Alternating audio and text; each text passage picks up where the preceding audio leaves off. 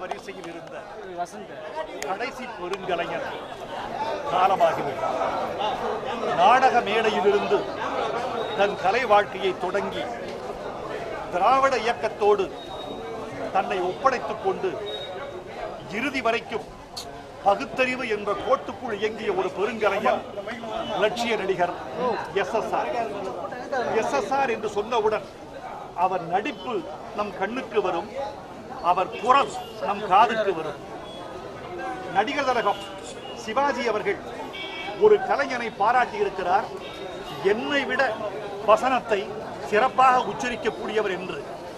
அப்படி நடிகர் திலகத்தால் வசன உச்சரிப்புக்காக பாராட்டப்பட்ட பெருங்கலைஞர் லட்சிய நடிகர் எஸ்எஸ்ஆர். கலைஞரின் பூம்புகார் அவருக்கு ஒரு காவிய பெருமையை பெற்றுக் கொடுத்தது. கை கொடுத்த தெய்வம் சிவாஜிக்கு இணையான நடிகர் என்ற பெருமையை கொடுத்தது. சாரதா என்ற படம் தமிழ்நாட்டின் மிகச்சிறந்த குணச்சித்திர நடிகர் என்ற பெருமையை அவருக்கு பெற்றுக் கொடுத்தது. தமிழ் திரையுலகின் மிகப்பெரிய கலைஞர் ஒரு வெற்றிடத்தை உண்டாக்கிவிட்டு போய்விட்டார். திராவிட இயக்கத்தை தொடக்க காலத்தில் கட்டி காத்த முக்கியமான கலைஞர்களுள் ஒருவர் லட்சிய நடிகர் எஸ்எஸ்ஆர். அவரை எங்களால் மறக்க முடியாது. ஏனென்றால் தேனி, ஆண்டிபட்டி 2 தொகுதிகளுக்கும் அவர் சட்டமன்ற உறுப்பினர்.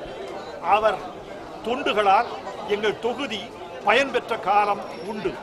அவரை மறக்க இயலாது. நடிகர்கள் கொடுத்து வைத்தவர்கள்.